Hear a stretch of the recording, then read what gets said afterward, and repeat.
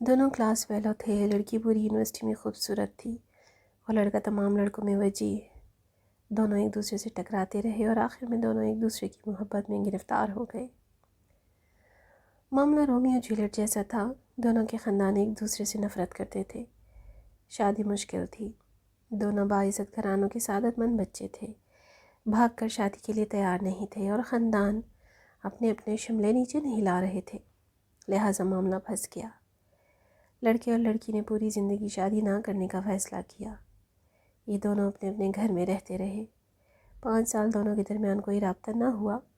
والدین شادی کی کوشش کرتے مگر یہ انکار کرتے رہے، یہاں تک کہ لڑکی کے والدین ہار مان گئے۔ لڑکی نے لڑکے کو فون کیا، لڑکے نے فون اٹھایا، لڑکی کی صرف ہیلو سنی اور کہا، مجھے بتاؤ میں نے بارات لے کر کب آنا ہے۔ دونوں کے والدین ملے، شادی ہوئی اور دونوں نے اپنا گھر آباد کر لیا۔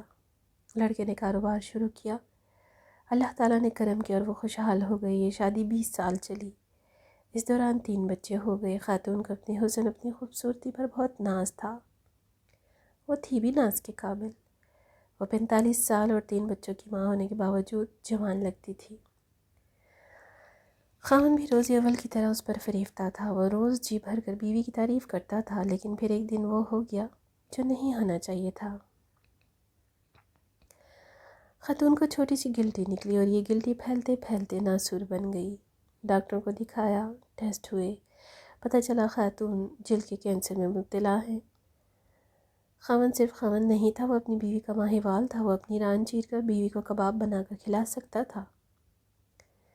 وہ بیوی کو لے کر دنیا جہاں کے ڈاکٹروں کے پاس گیا، ایک کلینک سے دوسرے کلینک، ایک ڈاکٹر سے دوسرے ڈاکٹر اور ایک ملک سے دوسرے ملک۔ وہ دونوں چلتے رہے یہاں تک کہ ڈاکٹروں نے جواب دے دیا، خاتون کا جسم گلٹیوں سے بھر گیا۔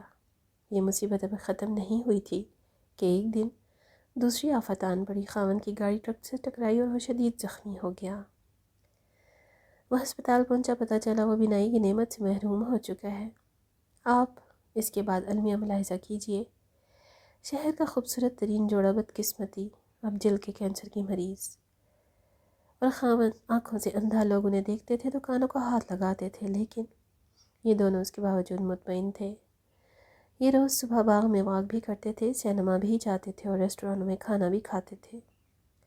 بیوی خاوند کا ہاتھ پکڑ کر ساتھ ساتھ چلتی تھی، وہ اسے گائیڈ کرتی تھی اور خاوند بیوی کی گائیڈنس پر چلتا جاتا تھا۔ یہ سلسلہ بھی کئی ماہ تک چلتا رہا، لیکن پھر بیوی نے خاوند سے ایک عجیب مطالبہ کر دیا۔ وہ اکیلی سوئٹزرلینڈ جانا چاہتی تھی۔ خاوند نے وجہ پوچھی، بیوی کا کہنا تھا وہ 10-15 دن اکیلی رہنا چاہتی ہے۔ خاوند نے اس کے ساتھ جانے کی ضد کی، لیکن وہ نہ مانی۔ اصرار اور انکار بڑھتا رہا، یہاں تک کہ آخر میں وہی ہوا جو ایسے معاملات میں ہوتا ہے۔ خاوند نے بیوی کو اجازت دے دی۔ بیوی سوئٹزرلینڈ چلی گئی۔ خاوند نے وہ 10 دن بڑی مشکل سے گزارے۔ وہ شادی کے 20 برسوں میں ایک دن کے لیے بھی اکیلے نہیں ہوئے تھے۔ یہ ان کی جدائی کے پہلے 10 دن تھے۔ یہ 10 دن پہاڑ تھے۔ خاوند اس پہاڑ تلے سسکتا رہا۔ 10 دن بعد بیوی نے آنا تھا۔ خاوند ایئرپورٹ پہنچا، لیکن بیوی نہ آئی۔ خاوند کو دنیا ڈولتی ہوئی محسوس ہوئی۔ وہ سارا دن بیوی کو فون کرتا رہا۔ بیوی سے رابطہ نہ ہوا، لیکن شام کو بیوی کا خط آ گیا۔ وہ خط ان کے بیٹے نے پڑھا۔ وہ خط صرف خط نہیں تھا، وہ ایک تحریری قیامت تھی، اور پورا خاندان اس تحریری قیامت کا شکار ہوتا چلا گیا۔ میں اس وقت قیامت کی طرف آنے سے قبل آپ کو دنیا کی خوفناک دلچسپ حقیقت بتاتا چلوں۔ دنیا میں ایسے بے شمار سینٹرز ہیں جہاں آپ اپنی مرضی سے مر سکتے ہیں۔ یہ سینٹرز لا علاج مریضوں کے لیے بنائے گئے ہیں۔ دنیا میں یہ لوگ جب امراض کا بوجھ اٹھا اٹھا کر تھک جاتے ہیں اور یہ چین کی موت مرنا چاہتے ہیں تو یہ لوگ ان سینٹرز میں جاتے ہیں، اپنی میڈیکل رپورٹس دکھاتے ہیں۔ ڈاکٹرز ان کی حالت اور رپورٹ چیک کرتے ہیں، ان سے یہ حلف نامہ لیتے ہیں ہم اپنی مرضی سے دنیا چھوڑ کر جا رہے ہیں۔ ان کی مرضی سے ان کی موت کا دن اور وقت طے کرتے ہیں، ان کی آخری خواہش پوری کرتے ہیں اور پھر انہیں زہر کا ٹیکہ لگا کر دنیا سے رخصت کر دیتے ہیں۔ یہ عمل طبی زبان میں ایوتھانیزیا یعنی آسان موت کہلاتا ہے۔ یہ دنیا کے 7 ممالک میں قانونی ہے اور اتنے ہی ملکوں میں اس کی اجازت کے لیے بحث چل رہی ہے۔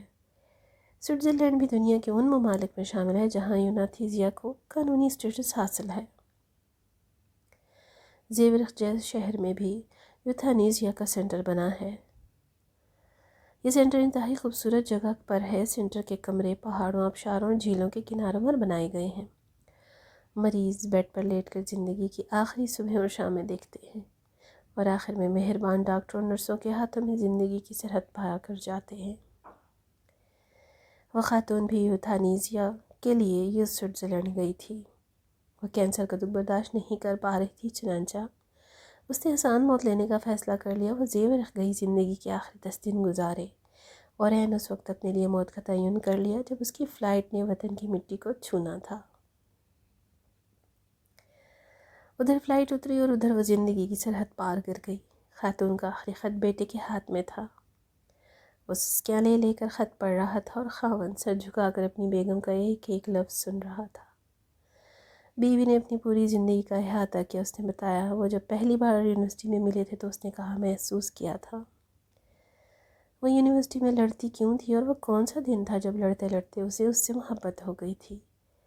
اس نے فراق کے وہ 5 سال کیسے گزارے تھے اور اس نے شادی کے بعد اپنے بچوں کو ملازموں کے رحم و کرم پر کیوں چھوڑے رکھا تھا۔ میں اپنی محبت کو تقسیم نہیں کر سکتی تھی، میں تمہارا حصہ اپنے بچوں کو بھی نہیں دے سکتی تھی۔ اس نے 20 سال کی ازدواجی زندگی کس مسرت اور سرشاری میں گزاری، اور پھر جب اسے پہلی گلٹی نکلی تو اس نے کیا محسوس کیا؟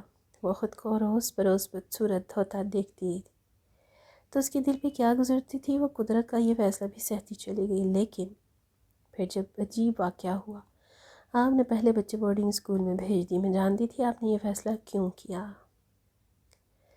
آپ نہیں چاہتے تھے میرے بچے مجھے اس حالت میں دیکھیں اور پھر میں ان کی آنکھوں میں اپنے لیے ترس دیکھوں۔ پھر آپ ملازموں کو رشوت دیتے تھے اور وہ روزانہ کوئی نہ کوئی شیشہ توڑ دیتے تھے۔ میں آپ سے شیشے لگوانے کا کہتی تھی، آپ ہنس کر ٹال جاتے تھے۔ یوں آہستہ آہستہ گھر سے سارے آئینے غائب ہو گئے۔ آپ نہیں چاہتے تھے میں اپنی آنکھوں سے اپنی بدصورتی دیکھوں۔ بات اگر یہاں تک رہتی تو بھی میں برداشت کر جاتی، لیکن آپ نے آخر میں عجیب کام کیا۔ آپ نے ایکسیڈنٹ کیا اور خود کو اندھا ڈکلیئر کر دیا۔ میں جانتی ہوں کہ آپ کی آنکھیں ٹھیک ہیں، آپ مسلسل 6 ماہ سے اندھے پن کی ایکٹنگ کر رہی ہیں، اور میں یہ بھی جانتی ہوں آپ نے ایسا کیوں کیا۔ آپ نہیں چاہتے تھے میرے دل میں ایک لمحے کے لیے بھی یہ خیال آئے میں آپ کو بدصورت دکھائی دے رہی ہوں، یا میں آپ کی آنکھوں میں اپنی بدصورتی کو پڑھ لوں۔ چنانچہ آپ اندھے بن گئے۔ آپ کا یہ مصنوعی اندھا پن محبت کی انتہا تھی۔ میں یہ برداشت نہ کر سکی، چنانچہ میں نے دنیا سے رخصت ہونے کا فیصلہ کر لیا۔ میں دنیا سے جا رہی ہوں، آپ اب پلیز اندھے پن کی ایکٹنگ بند کر دیں، یہ خط پکڑیں اور خود پڑھنا شروع کر دیں۔ یہاں پہنچ کر بیٹے کے منہ سے چیخ نکل گئی۔